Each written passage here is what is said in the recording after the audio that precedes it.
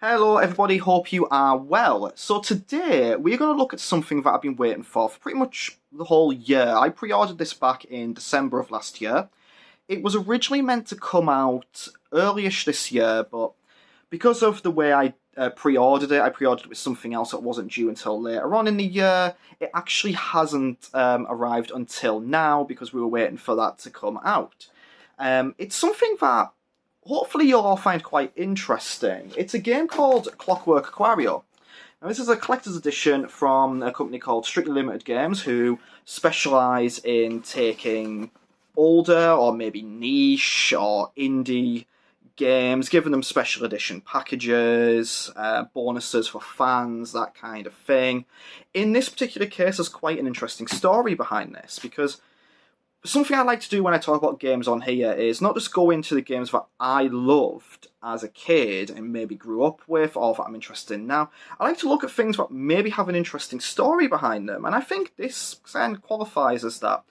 You see, this was originally announced back in 1992. It was originally announced for the Sega System 16, which is an arcade cabinet, from what I understand. It was, however, cancelled in 1993. Now, the reason for this is because this was a platform game. So it was like a platform game you see on arcade machine. Now, I personally, growing up, I never really saw platform games on arcade machines. I saw your typical kind of arcade machines. Most of us in the UK will have seen. It was House of the Dead, that bloody Wild West one, what name is completely escaped me, Mad Dog McCree or whatever it was.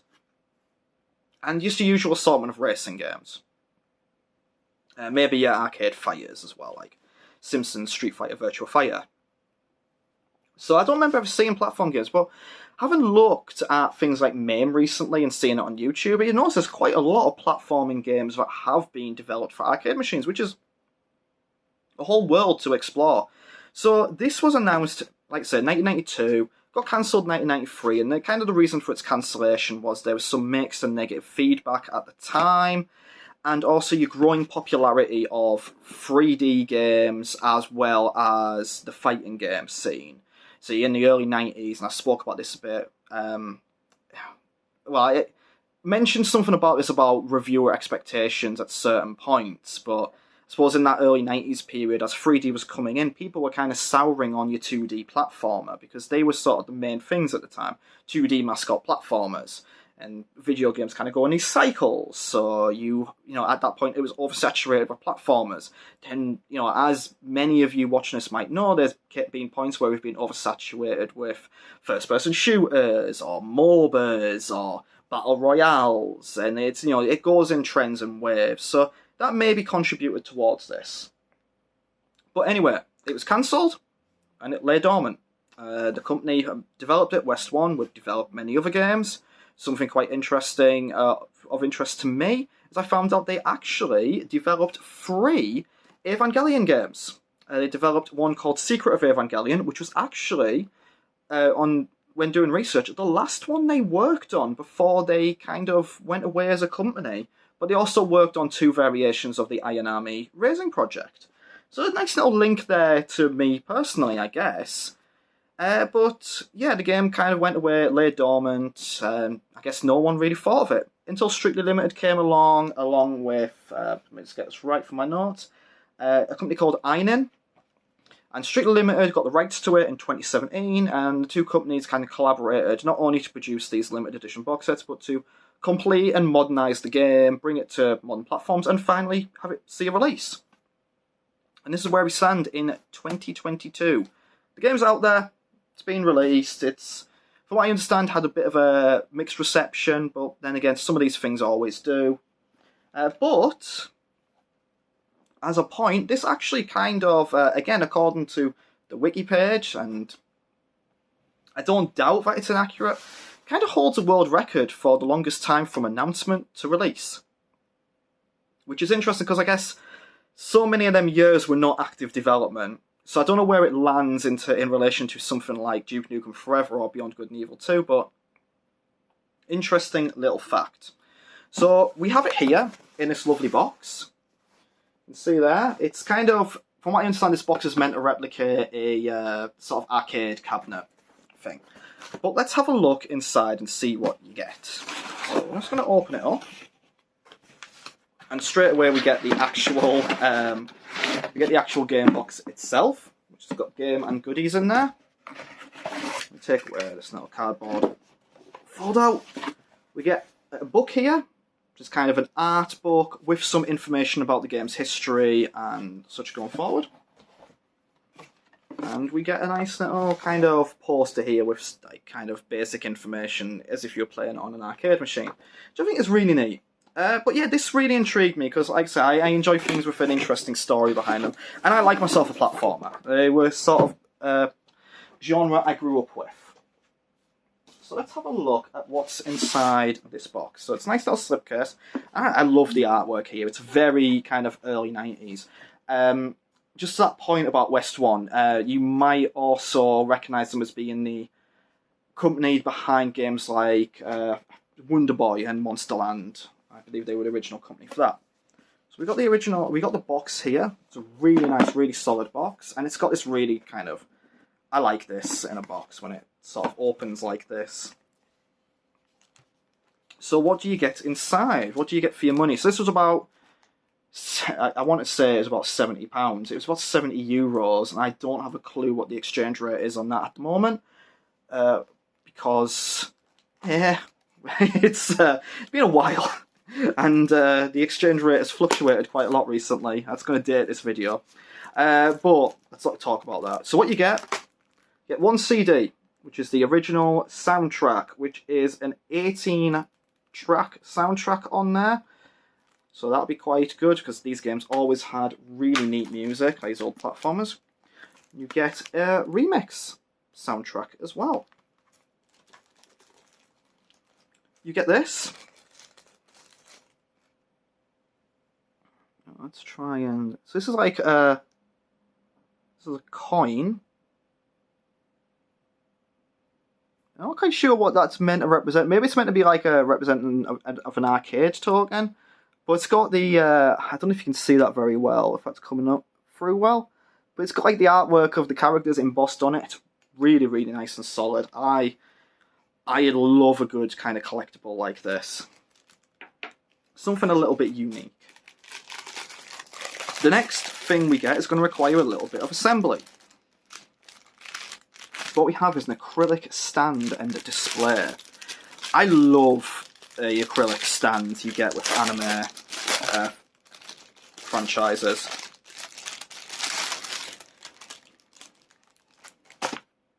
I love making a lot of noise as well. So what you get here is you get like a base with various pegs in. You get the front of it. You get the back. And you get all your characters to display on it and place in there. And you create like a nice little sort of diorama. Now, I don't personally collect many acrylic stands myself, because the things I like, Evangelion and that, never really seen acrylic stuff around, but my partner has plenty of ones because she's really into a franchise called Love Live, and they sell acrylic stuff all the time. So she's got lots of these, and they're always really, really nice. The one flaw with them when you do buy them generally is they come with a lot of plastic around the bits you pop out. Thankfully that is not the case here, but we will show that off towards the end of the video. The other things you get in here, there's a lot of just like nice neat art things, but you get these little cards here showing off like how to play the game. These are the sort of things I guess you'd see on arcade cabinets. So if you want to build your own arcade cabinet, you've got these nice little inserts. Got one here telling you what the useful items and that are. And this is sort of a combination of the two. You also get this, kind of a header.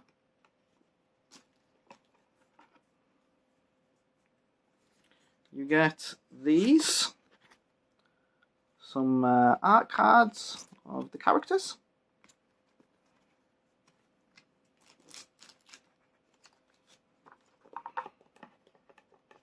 You get this, but you can't take out the box. You get that there, which which I think is just a really nice sort of card there. Really nice artwork on that, I think. Yeah. It's really, really good. So, oh, I have to knock the stand and also tilt me a little bit there awkwardly. You get a sticker sheet, so you can just decorate a notebook with them, which I'm very, very likely to do. The next thing will not come out the box. You get this. What I'll do is I'll put little inserts in so you can see these things in a bit more detail. There's two things here. You get this lovely big poster, which is double-sided. I just really love that early 90s anime style artwork. There's just a really nice charm to it. I've always been a fan of anime artwork as it is, but there's something about that certain style, that early 90s crossover thing.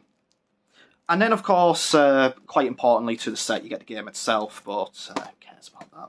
No, I'm really excited to play this. It's really interesting to have in my hands a game that's taken 28 years to complete from announcement to release. Obviously, that's not active development time, but yeah, it's really, really cool. And kind of neat on here, with being the physical edition, I don't know if you can see that very well, but you get what number release it is from Strictly Limited. It says it's release number 43 of them, and it's number 462 of 2,500. And that's just really cool. So, what about the game itself? So, as you can see, I've not opened it yet, but I think we should probably actually have a look at how it plays and just show off a little bit of footage for it for you all before wrapping this up.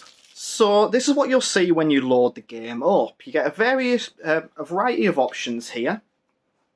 Things like a training mode, easy mode, various difficulties. The option to get into like a bonus mode after you've completed a certain level. Then the usual kind of gallery and soundtrack, which is always, I find, a good thing to accompany with any sort of collection like this. But what we're going to do, we're going to hop straight into normal mode. And we're going to just open the game and play it. So we've got the three characters to pick from here. We've got Hook, Ellie, and Gush. I always find that's an interesting name there. Let's play as Hook. A nice little introduction cutscene here. So I just kind of want to show off like maybe the first level here and play through and show off the gameplay. So analog stick or D-pad to move about, and then you've got B to jump. A does that, and if you jump on an enemy and like walk into them, you can pick them up. And I think part of the idea is you rack up your points by figuring out the best way to pick up these enemies. So I can do that. Yeah, jump on them twice. I see, I probably should have kept hold of that to hit this bloke up here. I can probably do like a lot of jumps here. Get some good points up there. Hold on there, do that. And get myself in it all there. You can kind of see in the top left, there's like a 1-up meter, so I assume that if I keep doing stuff like that, that'll fill up and I'll eventually be able to get an extra life. Oh, and I've died. Obviously, I've never played this before, so I'm not 100% sure on the mechanics, but so we can throw upwards. Let's give us another. Oh God, what's wrong with him? No!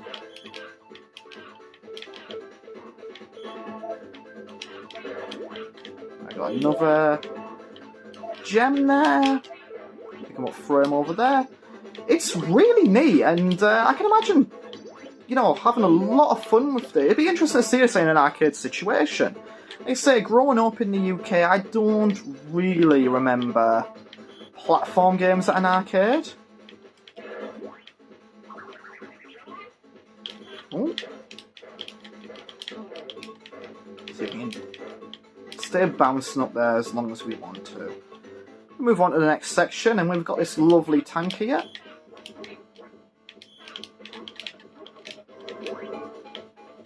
So he's going to run back and forth a bit. He's going to spit out some fireballs at me. I'm doing a bounce off of them. Oh god, are we going to die? Die again.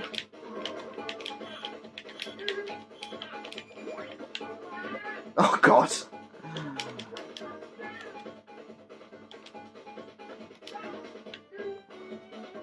It's going to take some time, I feel, for me to get in anywhere good at this. Oh, there we go. 2, 1.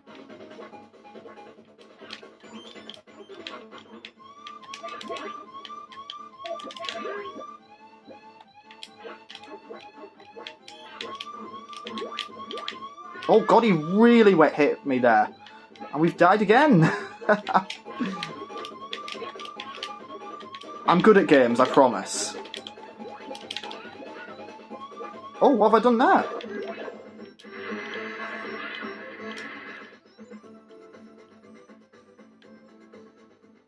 Use some sort of special thing. So, yeah. That's how Clockwork Aquario plays, and it seems like it's going to be a lot of fun. Definitely looking forward to experiencing more of that. So let's go and round up the video. So the only thing really left to just take a brief look at is the hardback book you get with this, which is sort of a mixture of an art book. Also takes you through some of the history of the game, as well as talking about the board it was developed for. Now I said it was the System 16 earlier on, but according to the book it was actually the System 18 it was kind of built around. So what you get in here is just a few pages, and I won't go through it, but you get a few pages of the history of the game, kind of its initial development. It talks about how uncommon a release like this actually is. You know, when it was developed, it tells you the story of it, walks you through the cancellation, and also mentions about its revival. So it was revived, released by Strictly Limited for the PS4 and the Switch, and talks about how some of the key art assets were lost and various things like that. And then it talks you through, well, shows you the character art, like concept art, get your profiles of them, you get your enemy artwork in here. And it's a lovely, lovely book. I always love seeing character and concept art, especially when it's like in the grid form. As a kid, I used to enjoy like trying to draw things myself, so seeing this sort of thing as a kid would have been amazing. Got like logo on there, and then it talks about the System 18. It tells you a bit of the technical side of things. But that's it. So that's Clockwork Aquario looked at. We had no unboxing. I looked at some of the gameplay.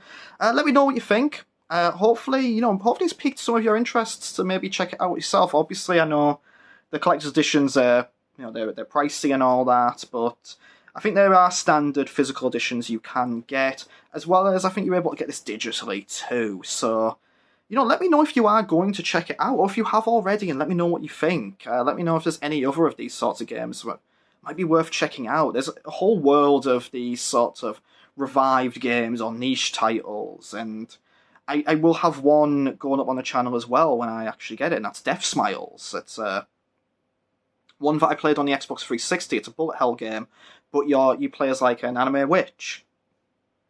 And they are releasing a collector's edition of that, so...